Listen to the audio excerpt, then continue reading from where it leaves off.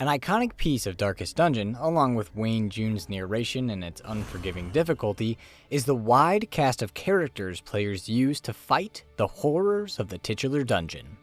In the first game, these mercenaries were rather impersonal, so to speak, having randomly generated names and outfits that changed with every iteration of the character that appeared. And outside of their design and moveset, there really wasn't anything in the way of backstory for them. That changed though when Red Hook released some comics that gave each mercenary an origin story, explaining how they became the person they were in the game, which went a long way to making the characters feel more personal.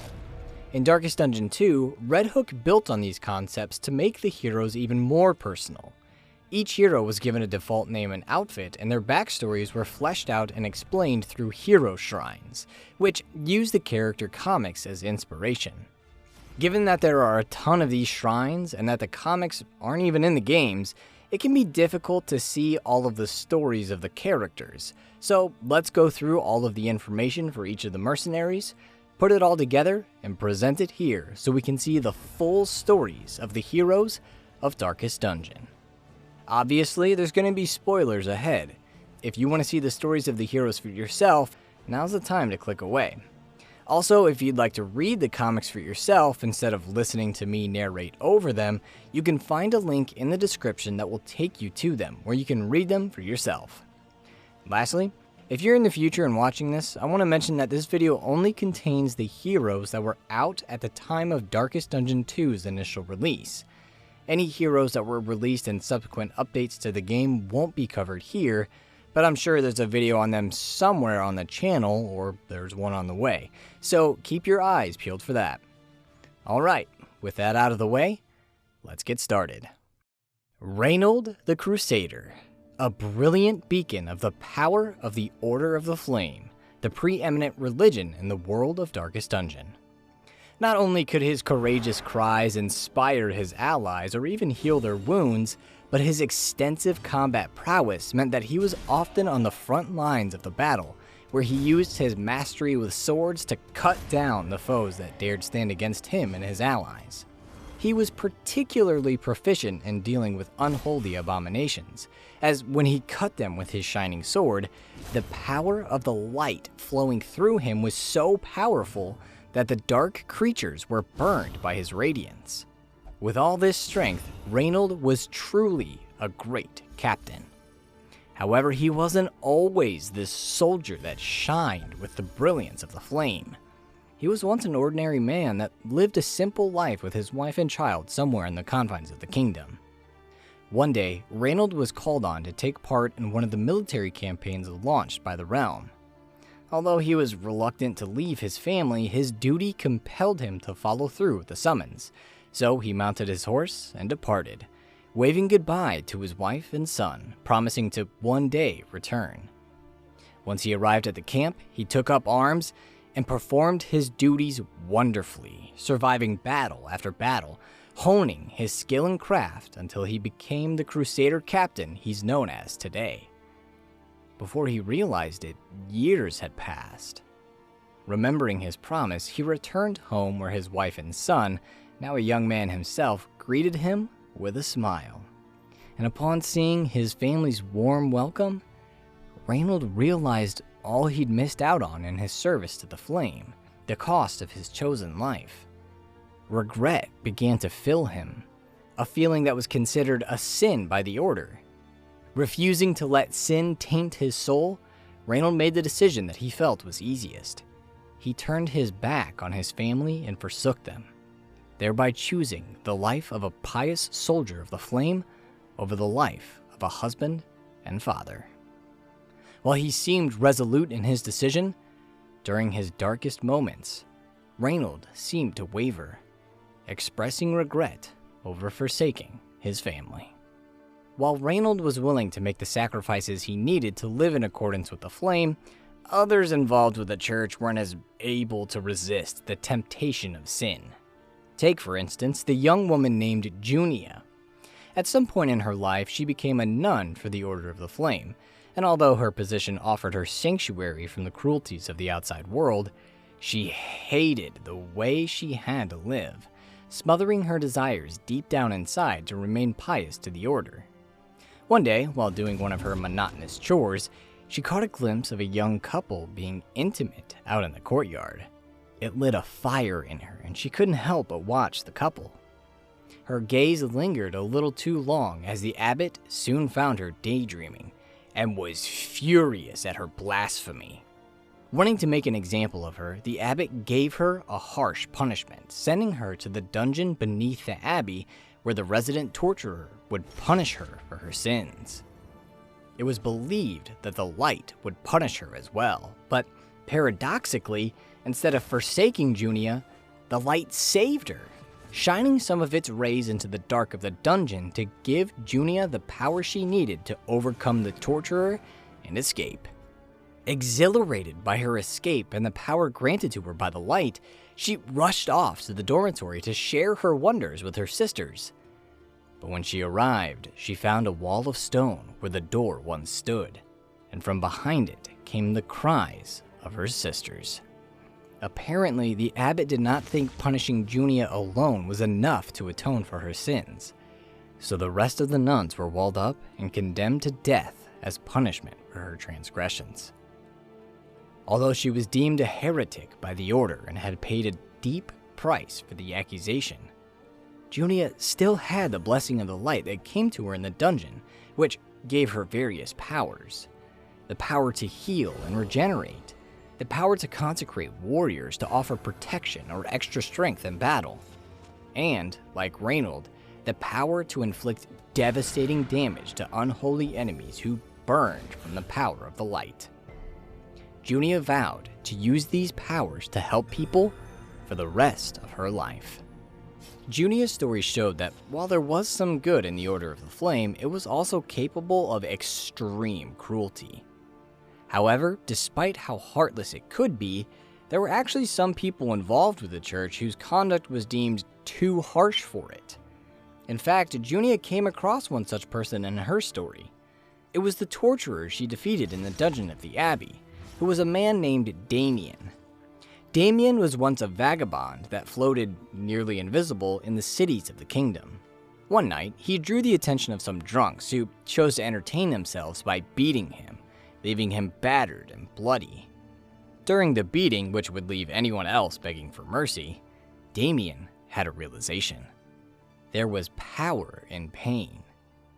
By allowing the men to use his body as an outlet for their vices and frustrations, their sins could be forgiven. Once he'd had this realization, Damian joined the church where he flagellated himself so his sins could be forgiven. He also worked as a torturer, inflicting pain and death on blasphemers so they could pay for their offense to the light. But his methods were deemed too cruel by the church, and he was ousted from its halls, forced back out onto the streets from whence he came. Although he had been forsaken by the order, he had not lost the power he gained through pain, so Damian wandered the kingdom, offering up his body to anybody that needed to purge their own of sin, as well as continually using it to purge his own. As his fervor grew, so too did his power, which caused very real effects on those that were the targets of his blessings. The punishments he inflicted on himself could cause those around him to bleed the same way he did, and he could use the pain of others to revitalize himself, readying his body for further punishment. However, his endless self-mutilation took its toll, and eventually, the damage to his body was too much. Damian lost consciousness, and death upon her pale horse came to claim him. But Damian was not ready to accept her cold embrace, as that meant his suffering and agony would have to come to an end. Thus, he defied her, managing to use the power of his pain to fight her off. With her defeat, Damian was allowed to continue his wanderings, relishing in the pain and punishment inflicted upon him by the world and by himself. His body, already pushed to the brink before his brush with death, only grew worse from the endless punishment he received, decaying away until Damian was nothing more than a walking corpse. Through sheer determination, though, Damian kept his body functioning, And as his physical form continued to rot away, the powers exuded by his pain experienced a change. Instead of causing blood to gush from those that received his blessings, they were instead poisoned by the blight that riddled his necrotic body. Though Damian had won the battle against death, he had not won the war, as the entity, being a natural process of the world, could not truly be defeated, and occasionally she would track Damian down, attacking once again to claim the soul that was destined to be hers. Although Damian continued to repel her, it was only a matter of time before he would be overcome by the natural entropy that consumes all things in the world. While Damian was determined to fight off death until he experienced the pinnacle of pain and suffering, there was someone else in the kingdom that was foolish enough to think that they could not only resist death, but master it as well. That arrogant youth was a young woman named Paracelsus. Paracelsus was a student that was studying to become a doctor, and with her brilliant mind, she seemed destined to become one. She had an extensive knowledge of chemicals and tonics, which allowed her to craft potent poisons that would cause someone to waste away, or potions that could restore the vitality of someone that drank one. That same knowledge also gave her the ability to craft gases that could disorient and confuse those that breathed in the fumes. And thanks to her knowledge of the human body, her precision with a scalpel was unmatched. However, her brilliance also gave her a bit of an ego, which led her to take an unconventional approach to her education, shunning the established thought academia had towards the human body, believing that, under the right conditions, it could be brought back to life. Her peers and professors looked upon her methods skeptically, and oftentimes she butted heads with them. But despite their skepticism, she never turned from her path, knowing that if she could acquire a fresh corpse, she would be able to hold an experiment that would prove her right. One night in her final year of study, when she was raiding the university's labs for supplies, she came across one of her professors dead in his classroom, giving Paracelsus exactly what she needed to hold her experiment. She dragged her professor's body to a table and proved her theories were correct by bringing him back to life. However, the euphoria she felt at her vindication was short-lived, as after her reanimated professor stood up, his body began to crumble. Paracelsus tried stabilizing her experiment, tried keeping her professor together, but his wailings and thrashing rendered her efforts useless. Finally, she accepted the inevitable and put the professor out of his misery. She disposed of her work by dissolving what remained of her professor in acid. Despite her attempts to move on, she couldn't get the experiment out of her mind. It wasn't only the sting of failure that bothered her, though. It was the wailing cries of her professor that still echoed in her ears. A painful reminder of the time she thought she would be able to master the power of death.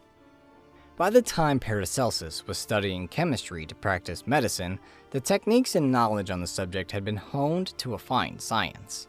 That refinement had taken decades to achieve, and was the result of a multitude of successful experiments, as well as failed ones, and oftentimes, those failed experiments had a terrible outcome.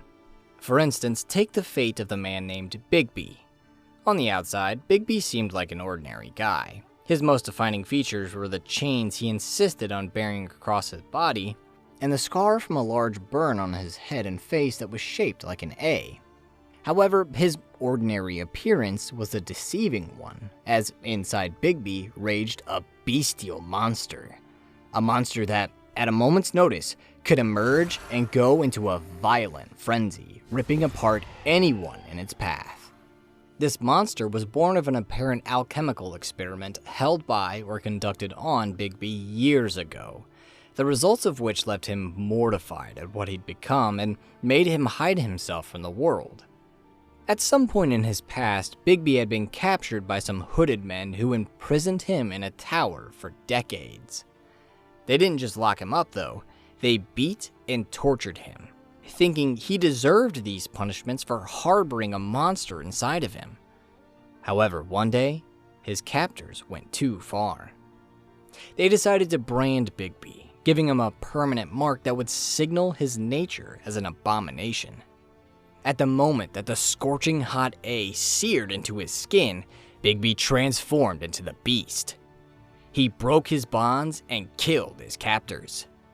When Bigby was finally able to regain control of the beast, he found that it had escaped from the tower and broken them out of their prison. Realizing he couldn't go back to the tower, Bigby took to wandering the land, doing his best to keep the beast in check while waiting for the day that his torment would come to an end. While the exact makeup of the concoction that created the beast in Bigby wasn't known, it was known that it wasn't all natural, as it was described as an eldritch poison that flowed through his veins, an indication that indescribable forces other than the light were at work in the kingdom, forces that were more malevolent and mind-bending to face. Even a short encounter with these dark forces could change someone forever, which was something that happened to a woman named Margaret. Margaret was fantastic with firearms, being proficient in many different varieties of the weapons, but where she really shone was with her skill with a rifle. Once she lined up a shot and marked her target, she was almost certainly going to hit the exact spot she was aiming for. One day, she enrolled in a shooting competition to put her skills to the test. She coasted her way to the finals, and as she lined up the winning shot, she was confident first place would be hers. But as she peered down her sights, the bullseye suddenly turned into an eye and the target around it transformed into tendrils of flesh. The sight startled Margaret, making her fire wide, which cost her first place in the contest. Although she'd won second place, it was little consolation, as she had caught a glimpse of the horrifying truth of what the world really was, and it had left a mark on her mind. She spent the rest of her days trying to figure out what it was that she saw that made her miss her shot. While Margaret's encounter with some of the dark forces in the world was short and inadvertent, there were other people that actively sought these powers out in order to gain forbidden knowledge or secret powers. People such as the ancestor of the hamlet, or the academic and protege of the kingdom, or a man from a far-off land named Alhazred. On certain nights, when the conditions were right, Alhazred would hold a ritual that would send his spirit out into the void so he could search it for an entity to hold communion with. Typically, a mortal soul that explored the void in this way was at risk of being lost in its darkness. But Alhazred protected himself from this fate by enlisting other interested minds to join him in his ritual, using their life energies to tether him to the material plane. While the rituals were a step in the right direction, Alhazred knew there was still something holding him back from achieving what he desired, and it was inside himself. Thus, he made his way to a pyramid deep in the desert and privately held a ritual where he banished all the virtues and morals from his body, thereby creating an emptiness inside himself. The next time he and his devotees held their ritual, the emptiness in Alhazred called out to the spheres of the void, and finally, something answered. A shambling black beast that wielded immense power. Alhazred did battle with the creature, determined to harness a bit of its might, drawing strength and vitality from his conglomerate of devotees when needed. Finally, he overcame the beast, gaining a portion of the power of the void, granting him new abilities, like ones that allowed him to weaken the fortitude or strength of his enemies, or ones that summoned tentacles to damage his foes or pull them closer to him.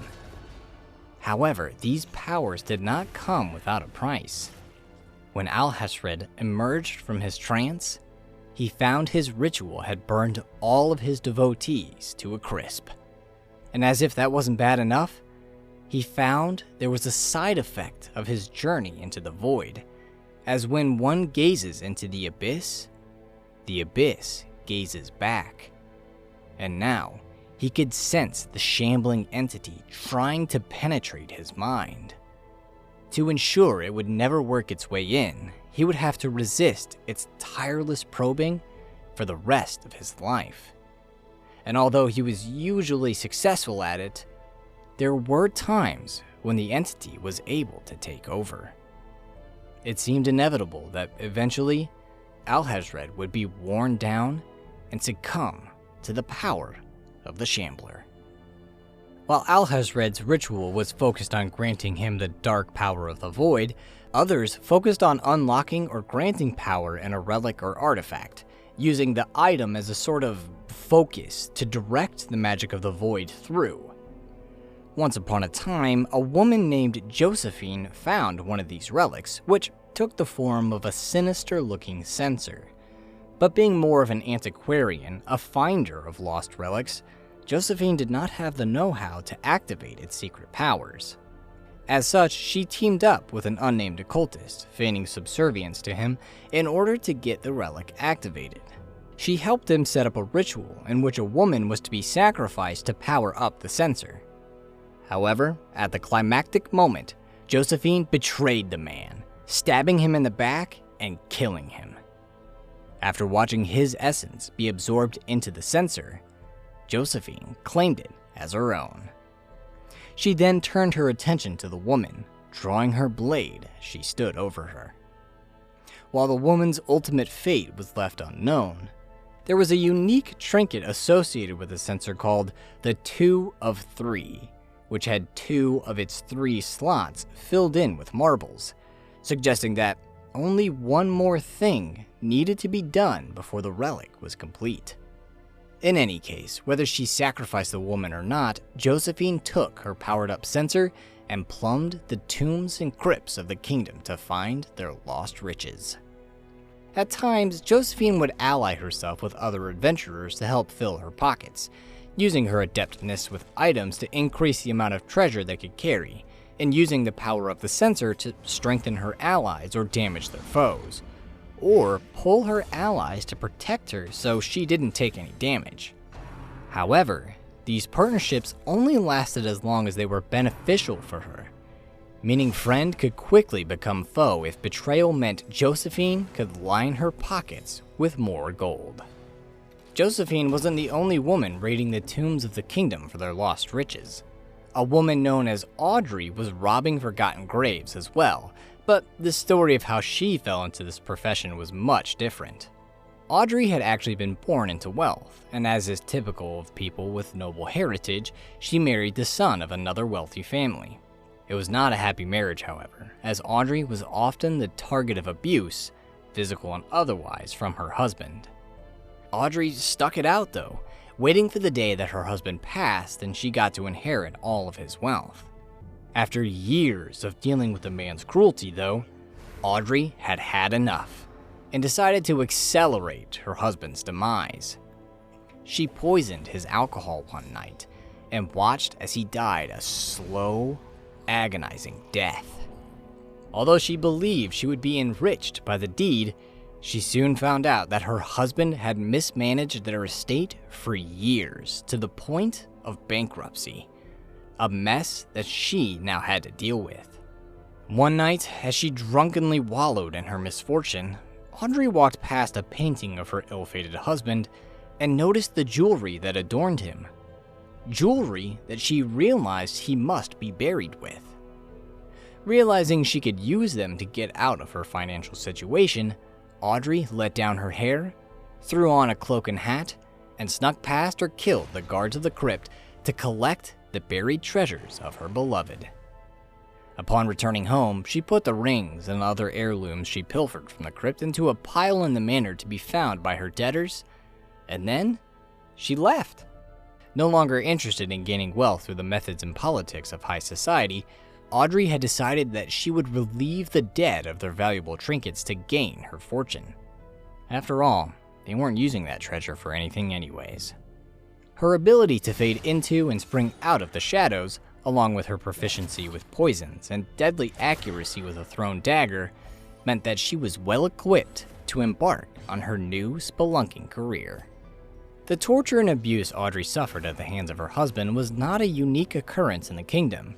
Indeed, many of those that were in the upper echelons of society had a cruelty streak of their own, delighting in the power they held over their victims, who were often powerless to stop them.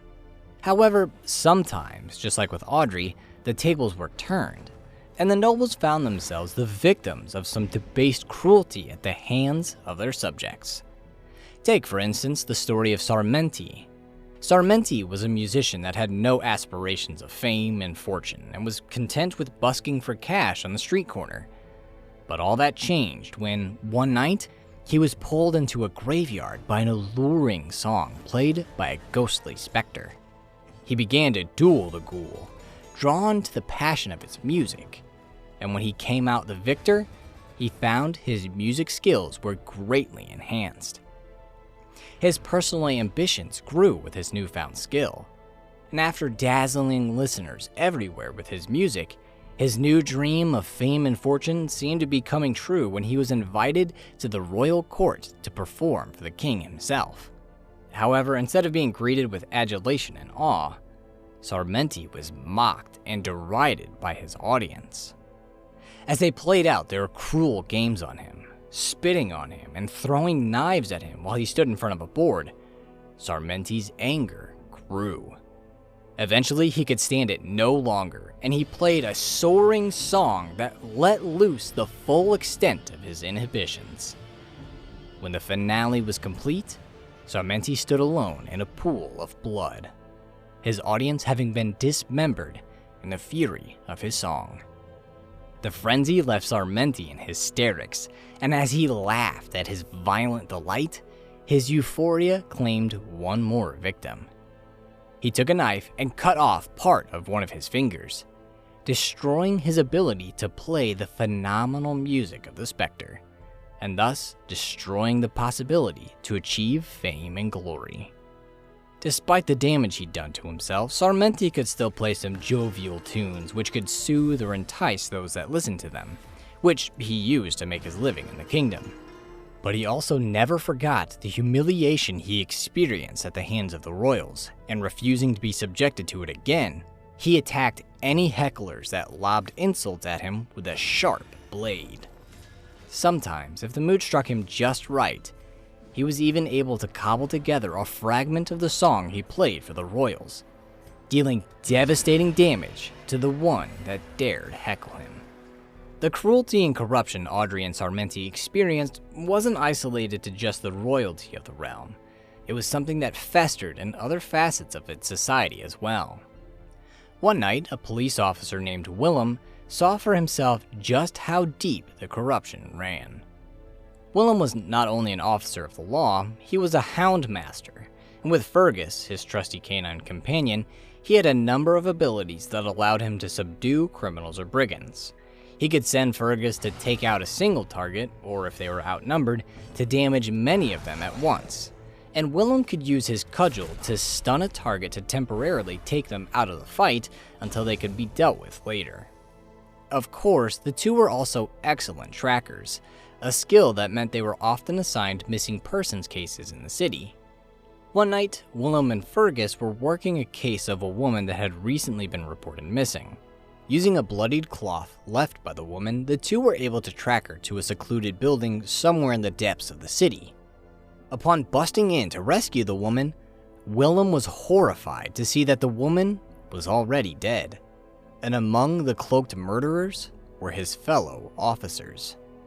The revelations that his companions were involved in such macabre acts was devastating to Willam, and he immediately began an investigation into the corruption of the police force.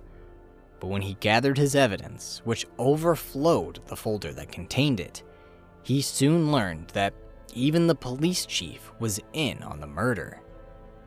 Eventually, Willam resigned from the force, unwilling to stomach working with men that were taking advantage of their positions to subvert the very law they were meant to uphold. The corruption in the police force meant there was a certain element of lawlessness in the kingdom, so sometimes people had to resort to means outside of the law to get some semblance of justice, and where there's a need, there's often somebody providing a service to meet that need. One such person was a man named Tardif, who offered a service as a bounty hunter. For a few measly coins, he could be hired to take care of someone's business, which often involved tracking someone down and capturing them. As such, he developed a skill set that was specialized at preventing a target's escape. For instance, he could slow them down by throwing caltraps at their feet. He could pull a target closer to him with a hook and rope, and he could outright stun them with a fierce uppercut. However, if the price was right, Tardif could also be hired to execute someone, splitting their skull in half with a vicious chop from his hand axe.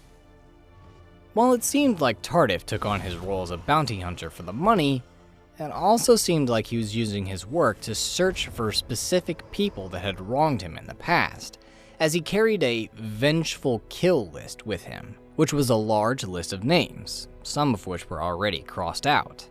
There was also the story of what he did to a crime lord he tracked down to a pub. There had been a bounty put on the man's head, and Tardif had shown up looking to collect. But after eliminating the man's goons and striking him down, Tardif left the bounty behind. But he didn't leave the pub empty-handed. Before he departed, Tardif ripped all of the teeth out of the crime lord's mouth, teeth that he kept as a memento of his encounter with the man. By leaving the bounty behind and taking something more personal from his target, it suggested that the reason Tardif took the job wasn't for the gold, but in the elimination of the man himself. What exactly this man, and presumably the others on the list, did to Tardif for him to seek such vicious retribution was known only to Tardif himself, as he never shared the details of his past with anybody.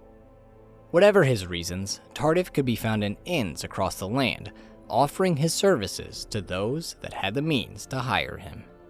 While Tardif at times accepted jobs for more personal reasons, other people didn't take the same stance, simply offering their services to the highest bidder, which often brought them into contact with the more nefarious element of the kingdom. Such was the case for the man named Dismas, who was a lethal fighter. With his sharp blade, he could open the veins of his victims to bleed them out, or outright cut them down with a wicked slice. He was also a deadly shot, able to use his trusty pistol in a variety of ways to gun down his victims. These talents lended well to stick-ups and robberies, and Dismas soon settled into the life of a highwayman. However, despite his combat prowess, he was eventually arrested and sent to prison. One day, a riot broke out in the prison, and Dismas used the chaos of the uprising to escape his bonds and taste freedom again. Of course, being a fugitive, he couldn't return to a normal life, so he took to living on the streets, using the shadows to conceal himself from the guard. However, the sweet taste of freedom soon turned sour when the squalor of homelessness left Dismas starving and desperate. To get out of his situation, he offered his services to a man that was organizing a heist, a job that, if the advance payment of gold was any indication, would get Dismas enough money to turn his back on his squalid life forever. Dismas took up his position along the road, lurking in the shadows until the carriage with its host of guards rolled past, whereupon he ambushed the procession, cutting down the guards and gunning down the carriage to stop it in its tracks. When all was said and done, Dismas made his way to the carriage to collect his prize. But when he opened the door, he was horrified to find a mother cradling her terrified child inside, both dead from gunshot wounds. He was utterly sickened by what he had done, and feelings of regret and remorse shackled his limbs and his heart. He made a promise that, from that day on, he would never again use his weapons against the innocent. And to remember that promise, he carried with him a locket that held a picture of the mother and her child, a cold reminder of the day he gunned down 2 innocent people in cold blood. The road of regret and contrition was not one that Dismas walked alone. Others walked its paths as well, trying desperately to make up for the sins of their past. One such traveler on the road of regret was the woman known as Boudica, who actually wasn't a citizen of the kingdom. Instead, she was a member of one of the barbarian clans that lived outside the realm's rule. However, just because they lived outside of its rule didn't mean that the kingdom didn't try to exert its influence on these clans. Oftentimes, the kingdom would invade their lands, which would cause violent clashes between the barbarians and the soldiers of the kingdom. As her tribe prepared to fight off one of these invasions, Boudica boasted loudly that she should be allowed to join the warband. With her fighting prowess, she seemed the perfect candidate. She could easily chop down any enemies in front of her, or intimidate them with the power of her voice. And those that tried to hide behind their allies weren't out of reach of her ferocity either, as the length of her glaive meant that she could reach foes in the back line. But some of her brethren were still reluctant to let her join. After she bested these detractors in battle, the matter was settled, and Boudica was given a place of honor in the warband. She was to be the tip of the spear that would crash into the enemy and start the battle for their freedom. However, when the fighting started and her friends and family started dying around her, all of that bluster and swagger and courage melted away. Boudica was terrified. Instead of leading her people to victory, Boudica cowered in the gnarled roots of a tree as her clanmates were slain around her. When she emerged the following morning, the crows that feasted on the flesh of her friends fled from her, which she saw as even the crows were repulsed by her cowardice. She returned to her village, but her people did not welcome her back with open arms. While her clanmates had died the deaths of warriors, by hiding, Boudica had brought shame on herself, and thus she was cast out for her cowardice. Thus, Boudica wandered the land, purposefully getting into fights to try and get that warrior's death that she ran from before, believing that if she got it, it would redeem her. But no matter what she tried, she never got it, apparently forsaken by the Pale Rider, who seemed to want Boudica to wallow in her shame and regret for as long as possible. While successful military campaigns like the one that was led against Boudica's clan were the most common way for troop commanders in the kingdom's military to be commended and thus promoted, it wasn't the only method utilized by those eyeing covetous leadership positions. Political maneuvering and intimidation were just as useful, and no one was better at using these methods than the man known as Barristan. After years of deal-making and backstabbing, he was given one of the prestigious posts he had been aiming for, which came despite the fact that Barristan had little to no real-world combat experience. Although he was unconcerned with this deficiency, confident successful campaigns were sure to follow him, it proved to be disastrous for the men that had come under his command. When the time came that he had to actually order troops in combat, they fell to confusion and chaos.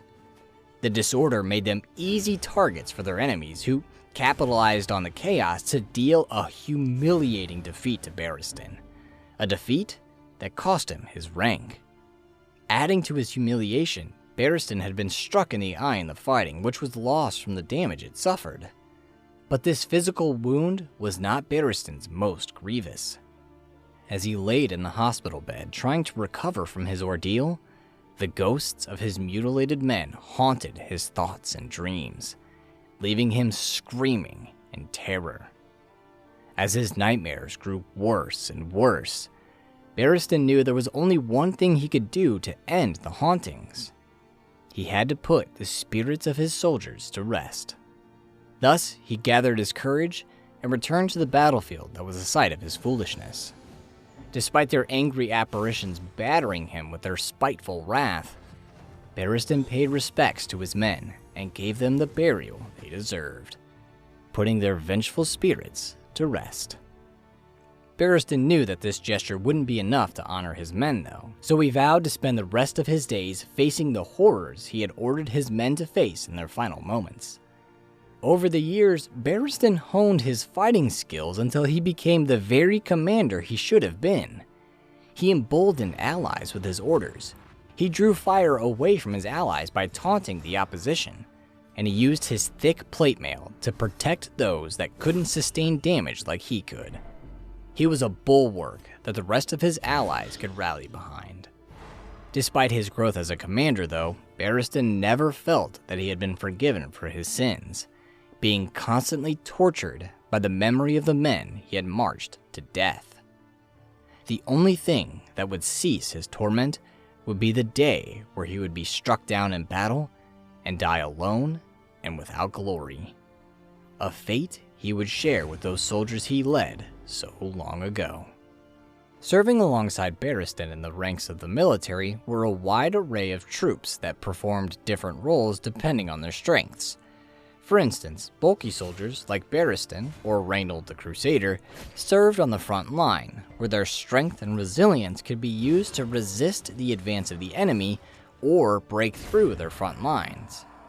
On the other hand, soldiers that specialized in long-range combat or support roles were most often stationed in the rear guard, and it was here among these troops that a woman named Missandei could be found.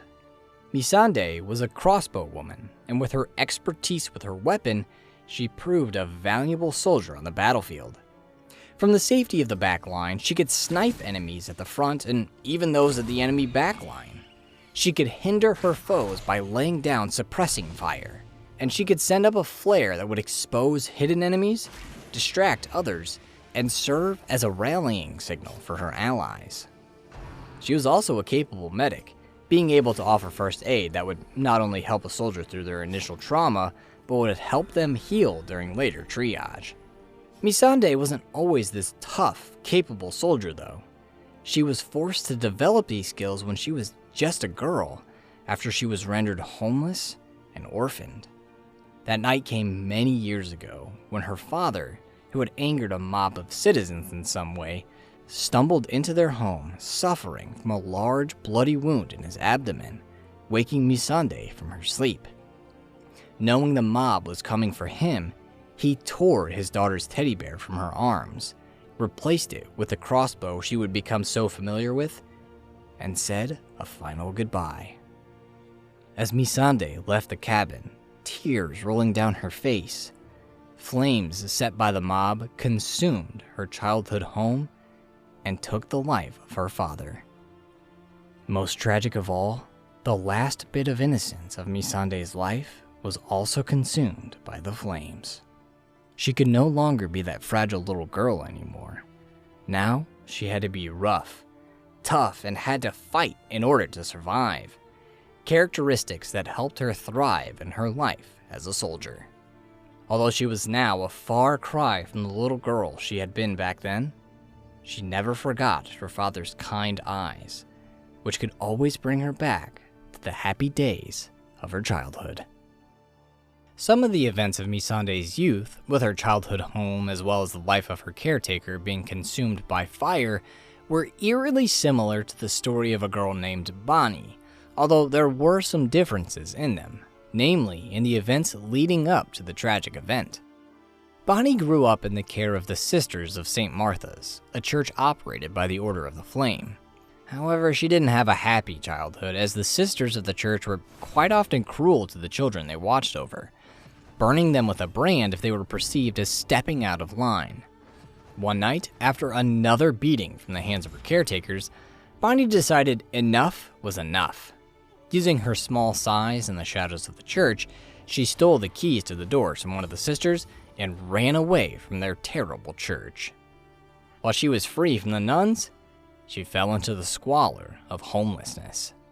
She wandered from place to place, destitute and hungry, until she was found by a woodsman and his wife who, having no children of their own, took her into their home and gave her what she never had, a loving family. As Bonnie settled into her new home, one of her favorite things to do was to tend to the fire. Despite being a source of a huge amount of pain in her past, she couldn't help but be captivated by the dance of the flames and the warmth exuded by the hearth. Sometimes she even felt like she missed the heat of its burn on her skin. One night, a small spark jumped from the stove into the kindling close by, starting a small fire. Although she knew she should smother it, Bonnie started to play with it, feeding the spark until the woodpile was alight. Then she stoked the flame of the stove and lit a spark on the rocking chair next to it, desiring to see the dance of the fire at its fullest. As she lost control of herself, so too did she lose control of the fire, and soon the entire cabin was aflame. Bonnie stood enraptured in the center of the inferno. It wasn't until the cabin started to crumble from the flames that she realized how dangerous of a situation she was in. She escaped the cabin by diving out a window, and as she turned to admire her work, she heard something that shattered her euphoria. The screams of her adopted parents who were trapped inside. Bonnie could do nothing but listen as they were consumed by the flames lit by her hand. Despite all the tragedy that fire had caused her whole life, Bonnie's fascination with it didn't stop. Instead, she embraced the element, learning to control it and use it for her benefit. She used its smoke to blind her enemies or to hide from them, and she used its heat to burn her foes and even cauterize the open bleeding wounds of herself and her allies. By familiarizing herself with fire, Bonnie hoped that she would never again be burned by it. But it was only a matter of time before she played with a fire she couldn't control, and would be burned once again by the flames. While the kingdom and the hamlet were the most well-known regions of Darkest Dungeon, they were not the only ones that existed. There were other countries in the world, and one of those countries encompassed a desert region where a woman named Amani lived. Amani was incredibly beautiful, and she was made to put her beauty on display, dancing for crowds of men who were captivated by her beauty. As she felt their gaze upon her, though, she knew that she was not seen as a person by them. She was more like a thing, which greatly unsettled her. When she was sent to the palace to be a royal dancer, the fears she had of how she was seen and would be treated were confirmed, when her hands were bound and she was thrown in the back of the wagon with the other cargo, instead of having a seat up front with the people transporting her. Worse yet, the royal she was going to meet had a fearsome reputation, and Amani worried about her fate. Deciding she would not give up without a fight, she slipped from her bonds and attacked her transporters. The chaos of the fighting caused the wagon to go off course and plummet off a cliff. Amani survived the crash, but her arm was pinned under some crates. As she tried to free herself, a snake slithered before her and bit her hand. As Amani felt its venom crawl up her arm, she knew what she needed to do in order to live. She had to cut off her hand. Using an obsidian knife, she sawed her way through flesh and bone until she was free. And at the moment of her liberation, she realized something. By biting her, necessitating the removal of her hand, forcing Amani to mar the perfection of her beautiful body, the snake had helped free Amani from her fate, as, with her perfect form now tarnished, nobody would want to see her dance. After silently thanking her liberator, Amani walked off into the desert, finally feeling free. In order to safeguard herself from capture and being forced to live in a cage again, Amani became a warrior, and despite only having one hand, she became a fearsome one at that. Combining her skills as a dancer with the movements of serpents, she had a move repertoire that was unique to her. She could lunge forward with a piercing strike, or step backward with a retreating stab. She could mimic the swaying of a snake to increase her speed and defense. And she laced some of her attacks with the venom of her liberators, inflicting poison to those that felt the bite of her spear. While these moves helped guard her physical body, they were little help for the stresses of her mind, as her ordeal in the desert left her traumatized. As a result, when she tried to sleep at night, she would be plagued by nightmares where snakes would come to kill her. Nightmares that left her terribly stressed and horrified. She suffered from these nightmares for an untold amount of time until she allied herself with some mercenaries working in a rural hamlet in the kingdom. With the support of her newfound allies, Amani finally worked up the courage and ability to fight off the snakes of her nightmares, thereby liberating herself from the stresses of her past and finally being set free. With Amani's story concluded, it brings us to our final one, the story of a ruler named Baldwin.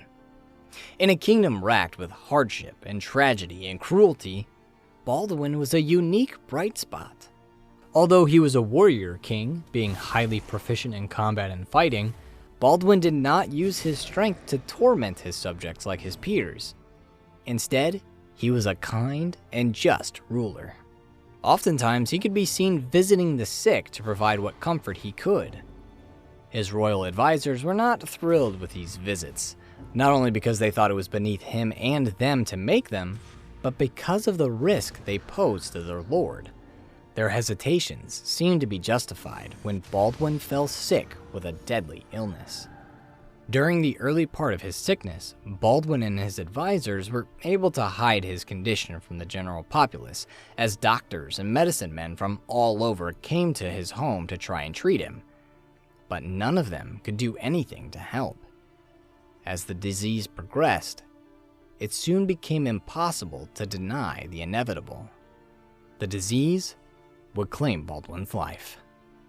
Seeing that their lord's demise would open up a position of power for them, the royal advisors began to plan a rebellion to oust Baldwin from his throne and take it for themselves. Baldwin learned of their mutiny and feared what it meant for his realm should the advisors succeed.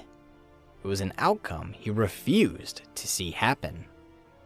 Thus, despite his condition, he gathered his strength, took up his sword, and killed the traitors, breaking his sword in half from the fury of his strikes. Although he had defeated the rebellion, ensuring the cruel rule of the advisors would not come to pass, Baldwin knew he was in no condition to continue his reign, so he abdicated his throne. As he walked out of his city, his former subjects mourning his departure, Baldwin looked to the light, appreciating the beauty of the world and his place in it. And with his story ended, so too ends the story of the characters of Darkest Dungeon. While the events of each of the characters' stories are all different, a lot of them carry similar themes: foolishness and arrogance, regret and shame, and most prominent of all, loss. With a few exceptions, the things the characters went through left them all with the desire to either redeem themselves or better the world, which motivated them to join the heir in the hamlet and the protege in the kingdom when the opportunity presented itself. It was thanks to their efforts that the world was saved from the evil of the Darkest Dungeon, which redeemed the characters of the mistakes of their past, absolved them of their sins, and made them what they really are, true heroes. Now, I'm not perfect, so there may be some errors somewhere in my telling of the stories of the characters, but for the most part, this should cover all of the events of their origin stories. Before I go, there is one last thing I'd like to mention that I feel is pretty important when talking about the characters. According to an interview I watched with Chris Barassa, the narrative lead on the games don't necessarily take place in a chronology. Like, Darkest Dungeon 2 doesn't take place after Darkest Dungeon 1, and vice versa. Chris said that he feels that they're happening at the same time, but also that they're like an anthology series that has the same characters in them. Basically, they're not really linked, so with that in mind, I wouldn't put too much thought into trying to fit the events of the story of the games into the stories of the heroes. We should just talk about the events of the comics and the hero shrines when we talk about their individual stories. I hope that clears up some confusion, but if you're still confused about that or you have any other questions in general, feel free to ask and I'll do my best to answer them. Likewise, if there's anything I missed or you feel I misinterpreted, feel free to point it out or share your thoughts. I'd be happy to hear them. And the last thing before I go, I'd like to remind you that every episode is uploaded to Spotify, so feel free to listen over there if that's easier for you. Alright, that's it for this one, so thank you for watching, and see you later.